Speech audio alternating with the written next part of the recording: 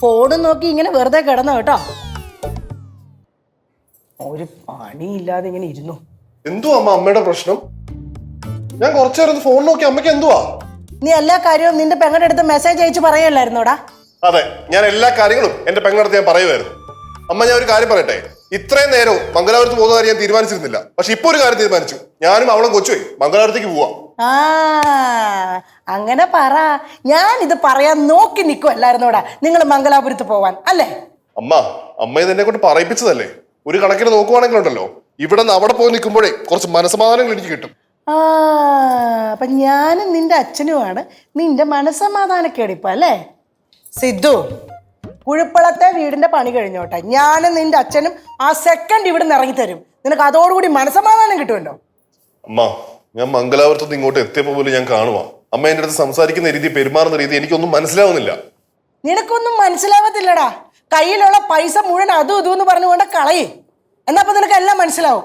ഒരമ്മയടാങ്ങാൻ എനിക്ക് അതിന്റെ വേദനയുണ്ട്. നീ ഇങ്ങനെ തേരാപാരം നടക്കുക, മുന്നോട്ടുള്ള ജീവിതത്തിന് ഒരു ഉത്തരവാദിത്വം ഇല്ലാതെ. അമ്മ, എവിടെങ്കിലും പോയി എന്തെങ്കിലും ചെയ്ത് ഞാൻ വരുമാനം ഉണ്ടാക്കിയ പോരെ? നിങ്ങൾക്ക് ആർക്കും, അമ്മയ്ക്കും അച്ഛനും ഒരു കുറവും ബുദ്ധിമുട്ടില്ലാതെ ഞാൻ നോക്കിക്കോളാം. അയ്യോ, നീ എന്തോ വിചാരിച്ചേക്കണേ? നീ അധ്വാനിച്ചു കൊണ്ടിരുന്ന പൈസ കൊണ്ട് ഞങ്ങൾക്ക് ജീവിക്കണമെന്നോ? അതിന് വേണ്ടിയിട്ടാണ് ഞാൻ ഈ സംസാരിക്കുന്നതെന്നോ? എടാ, നിന്റെ അച്ഛനെ പെൻഷൻ ഉണ്ട്. ആ പെൻഷൻ തുകയ്ക്ക് ജീവിക്കും ഞാനും അങ്ങേരും. നിന്റെ പൈസയൊന്നും വേണ്ട. നീ എങ്ങനെങ്കിലും നന്നാവാൻ വേണ്ടിയിട്ടാണ് ഈ കിടന്ന് സംസാരിക്കുന്നത്. അത് നിനക്ക് മനസ്സിലാവുന്നില്ലെങ്കിൽ നീ അതെ അതെ, നിങ്ങൾ തമ്മിലേ ഇതുവരെ ഇങ്ങനൊന്നും സംസാരിച്ചിട്ടില്ലല്ലോ. സീത അകത്തോട്ട് കയറിപ്പോയേ. അളിയന്റെ മൂഡ് ഒട്ടും ശരിയല്ല. അളിയൻ പുറത്തോട്ടിറങ്ങി പോയേ. എന്നമ്മ, ഇവനുണ്ടല്ലോ ഈ പ്രായം കൊണ്ട് എന്തൊക്കെയോ വലിയതായി, എന്തൊക്കെയോ നേടി എന്നൊക്കെയുള്ള അഹങ്കാരമാണ് സിദ്ധു. എടാ, നീ എന്നെക്കായി വലുതാന്ന് വെച്ചിട്ട് എല്ലാം നേടിയെന്നല്ല അതിന്റെ അർത്ഥം കേട്ടാ. സഹിക്കുന്നതിന് ക്ഷമിക്കുന്നതിനൊക്കെ ഒരു പരിധിയുണ്ട്. എന്തോന്നമ്മ, അമ്മ രാവിലെ തൊട്ട് സിദ്ധുവിന് ഓരോന്നൊക്കെ ഇങ്ങനെ പറഞ്ഞുകൊണ്ടിരിക്കുകയാണല്ലോ. അമ്മ, സിദ്ധു ഗൾഫിൽ നിന്ന് വന്നതിന് ശേഷമല്ലേ അവിടെ ഓരോ പ്രശ്നങ്ങളൊക്കെ ഉണ്ടായത്. പിന്നെ എങ്ങനെ ഷടപടയെന്ന് വേറൊരു കൺട്രിയിലോട്ട് ഷിഫ്റ്റ് ആവുക? അതൊക്കെ ഭയങ്കര കഷ്ടപ്പാടല്ലേ? എല്ലാം ഭയങ്കര കഷ്ടപ്പാടാ, സമ്മതിച്ചു. ഞാൻ ഒരു കാര്യം ചോദിച്ചോട്ടെ ലച്ചു, ഇത്ര നാളുകൊണ്ട് ഇവൻ എന്തോ ഇവിടെ ചെയ്തേക്കുന്നേ? എന്തെങ്കിലും ചെയ്തിട്ടുണ്ടോ? ഇവനിവിടെ എന്താ അമ്മ ചെയ്യാത്ത?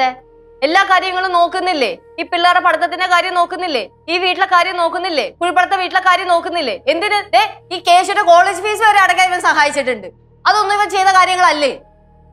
പിന്നെ എന്തെങ്കിലും എടുത്തു ചാടി ഒരു കാര്യം ചെയ്യാത്ത എന്താന്ന് വെച്ചാല്, ആ ചെയ്യുന്ന കാര്യം വല്ലത് പാളി പോവുകയാണെങ്കിൽ ഈ പറയുന്ന അച്ഛനും അമ്മയും തന്നെ ഞങ്ങളെ കുറ്റം പറയില്ലേ? പിന്നെ വളരെ ചെറിയ പ്രായത്തിൽ ഗൾഫിൽ പോയ ആളല്ലേ. കുറെ നാൾ ഒറ്റയ്ക്കാണ് അവിടെ ജോലി ചെയ്തതും. അതുകൊണ്ട് ആവശ്യത്തിൽ കൂടുതൽ കോൺഫിഡൻസ് ഇവനുണ്ട്.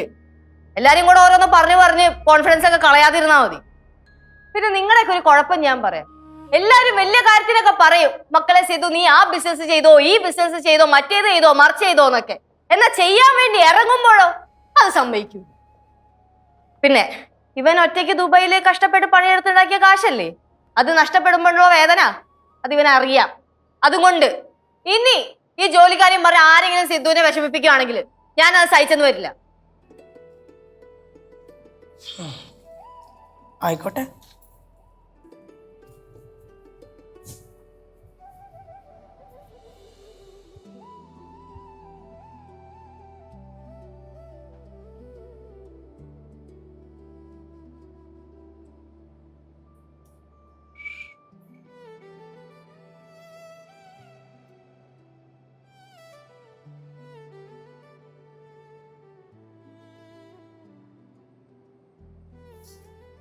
ലച്ചുസേ, എല്ലാം മനസ്സിലാക്കി മനസ്സിലൊതുക്കി വെച്ചിരിക്കുവായിരുന്നു അല്ലേ? ഞാൻ നിന്റെ ഭാര്യയല്ലടാ.